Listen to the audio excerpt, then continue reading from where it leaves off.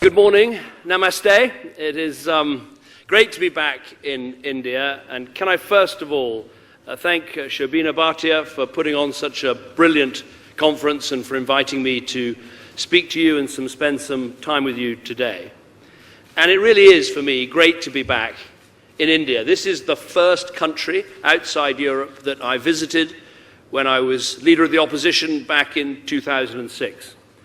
It is the first country that I visited outside Europe when I became Prime Minister in 2010. And I'm proud that once again, this is the first time I'm making a public speech outside Europe, and I'm back once again with you in India.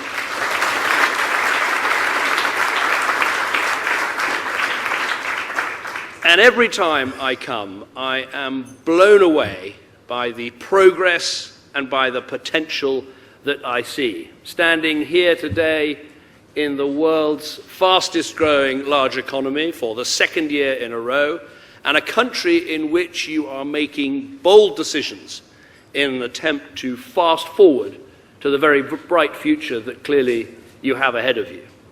And that's the first thing I want to say, is that I am genuinely passionate about this relationship that we have between Britain and India. And it's not just those shared ties of history and language and culture. It's not just the amazing 1.5 million Indian diaspora in the United Kingdom that make such an amazing contribution to my country. Nor is it even our shared love of the beautiful game of cricket. I see that the little master is going to be here later on. Given the way the test series is going, I may need to kidnap him for some extra tuition and training.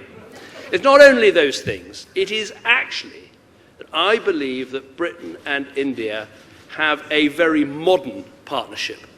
A modern partnership based on jobs and investment. India now the third biggest investor into the United Kingdom, investing more in my country than in the rest of the European Union combined. And Britain, the largest big country investor into India. Bigger than America, bigger than Germany, bigger than France, responsible for 1 in 20 private sector jobs. That is a modern industrial partnership. It is also a modern partnership in terms of this appalling threat that we both face in terms of fighting and defeating terrorism, particularly Islamist extremist terrorism. And I admire what your Prime Minister has said about wanting a clear and common definition of terrorists. There are no more good terrorists or bad terrorists. There are simply terrorists. And whatever country they are in, all countries have a responsibility to stand up to them, to bring them to justice, and put an end to what they do. And it is a thoroughly modern partnership in the shared goals that we have in all the modern endeavours that India is attempting. When I look at your programme of smart cities, I'm proud that Britain is playing a part in terms of planning and technology. When I look at your Skill India programme, I'm proud that British institutions and British qualifications can help you to achieve those goals. When I look at the massive infrastructure programme and funding programme that you have, I'm proud that British finance and the City of London can help you to achieve that. As Prime Minister Modi said in that great speech at Wembley, in a way perhaps only he could, James Bond, Brooke Bond, Rupee Bond. I learned many lessons actually as Prime Minister, some things not to do. Never play golf with Barack Obama, you'll never win. Don't go to a party with Silvio Berlusconi. And probably don't appear on a platform in front of 60,000 people with Narendra Modi. You'll never compete with his rhetoric and his ability to connect with an audience. So I learned some things. But I'm passionate about this relationship, and as an ex-Prime Minister, I will continue to do all I can to build that relationship between Britain and India. Now, the second thing I want to say is to quote that Chinese proverb, that Chinese curse of may you live in interesting times, and we certainly do in the world today. And when you have seen the Brexit vote in the UK, the unexpected presidential election victory in the United States, when you've seen the growth of anti-system, populist and sometimes quite extreme political parties in Western Europe, I'm not surprised that you pick as your theme this morning is the West in crisis. However, I want to come this morning and give you a thoroughly optimistic message.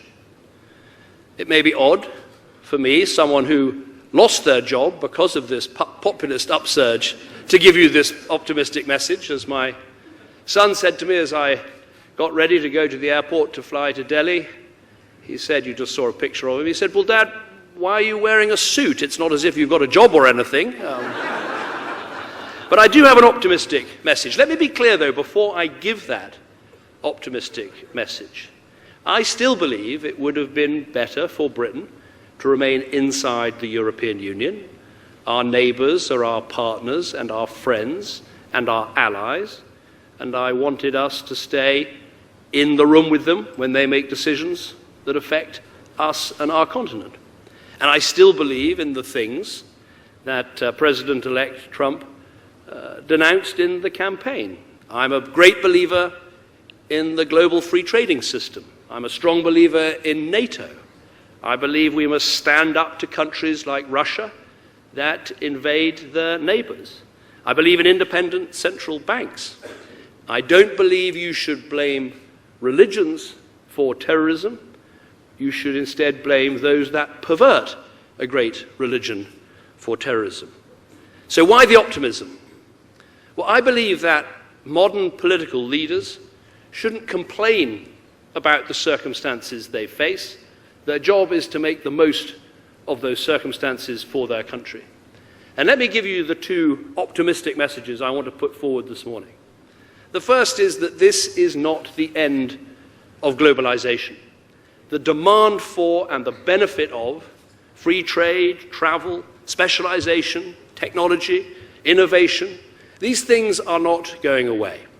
But we do need to understand very profoundly the things that have happened that have caused the events that we've seen in Europe and the wider world over the last year. And I believe there are two things that are happening, and we have to understand and react to both of them. We have, if you like, to make a major course correction to address these two things. The first is economic. While globalization has been a massive success for so many in our countries, in our world, there's no doubt that some people have felt left behind, that we've seen a stagnation in the wages of some in our countries, and we need to do better at addressing and helping those people who so far have been left behind by globalization. In our country, we've introduced minimum wages, we've taken the poorest out of taxation, we've put programs in to improve schools in areas of the country that most need them, but there's more to be done. We have to address that economic effect of globalization. But there's another phenomenon happening too, and it is a more cultural phenomenon, which is that there are those in our countries who feel left behind by the pace of change in their communities, by the mass movement of people, by very high levels of migration. This is part of the concern that led to the Brexit vote and indeed to other things that we've seen in our world over the last year. And I believe we need to address that with just as much vigor as we address the economic question as well. But I'm fundamentally optimistic because I believe that the mainstream political parties in our countries are fully capable of making the course correction to adjust to both of those phenomena. And if we do that, then globalization and the success of globalization can continue. Second optimistic message, and that is that Brexit is not a dead end for Britain. The British people have made their choice in that referendum. We now need to deliver that choice. And as we do so, we need to look for the advantages that we can find in the path that the British people have chosen.